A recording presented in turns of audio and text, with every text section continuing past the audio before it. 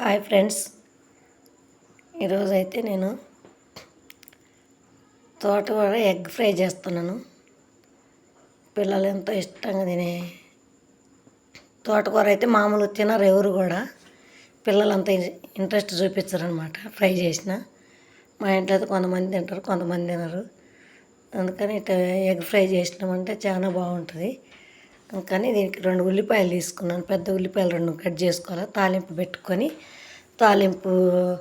తాలింపులో ఆవాలు, మెంతులు, జీలకర్ర, శనగపప్పు, అన్ని కరివేపాకు, ఎండుమిరపకాయలు అన్నీ వేసుకొని 2 పచ్చిమిరపకాయలు కట్ చేసి వేసుకున్నాను.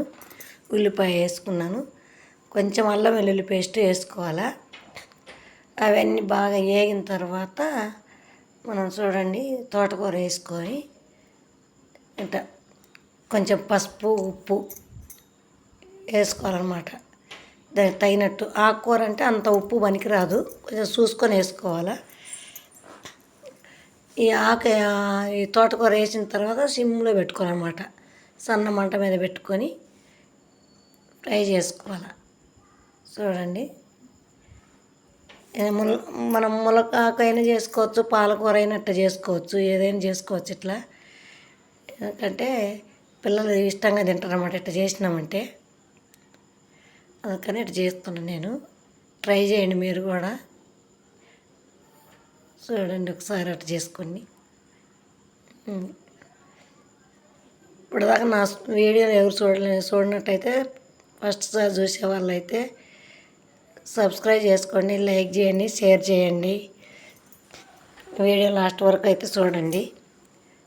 కూర రెసిపీ అయితే చాలా బాగుంటుంది. చూడండి, సన్నమంట. ఆల్రెడీ పచ్చిమిరపకాయలు కొన్ని వేసుకున్నాం కాబట్టి కారం కూడా కొంచెం తక్కువ పట్టిద్ది. నేనైతే ఇంక 4 గుడ్లు తీసుకున్నాను. అయితే నాకు వీడియో తీసేవాళ్ళు ఎవరు లేరు కాబట్టి నేను ముందే కోడిగుడ్లు వేరే గిన్నెలో కొట్టేసుకున్నాను అనమాట. చూడండి, కారం మనకు తగినంత వేసుకోవచ్చు. నేను కొంచెం పచ్చిమిరపకాయలు వేసుకున్నట్టు కొంచెం చూసి వేసుకోండి. కారము మేము ఎక్కువే తింటాం కారం అయితే. అందుకు చేసుకున్న తర్వాత ఇంక ఈ గుడ్లు పొడి వేసుకోవాలన్నమాట.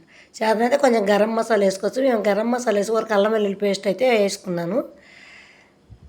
ఇంక గుడ్డు రొట్టెలోకైనా బాగుంటుంది, అన్నంలోకి అయినా బాగుంటుంది. పిల్లలు ఇష్టంగా తింటారు.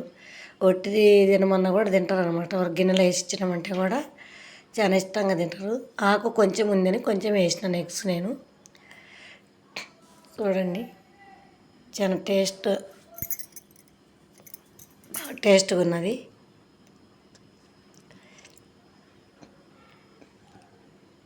సన్న మంట మీదే లేదంటే మాడిపోతుంది, అంత దిగ రావన్నమాట. ఇవి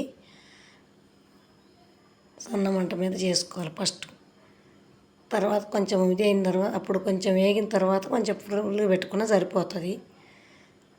ఆకు కొంచెం తక్కువ ఉంది కదా, పర్లేదు, ఎక్కువైనా వేసుకోవచ్చు.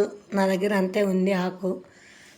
పప్పు చేసుకున్నాము, అందుకని కొంచెం ఉంది, అట్లా చేసుకుంటే బాగుంటుంది అనేసి చేసి చపాతీ చేసుకున్నాం అనమాట.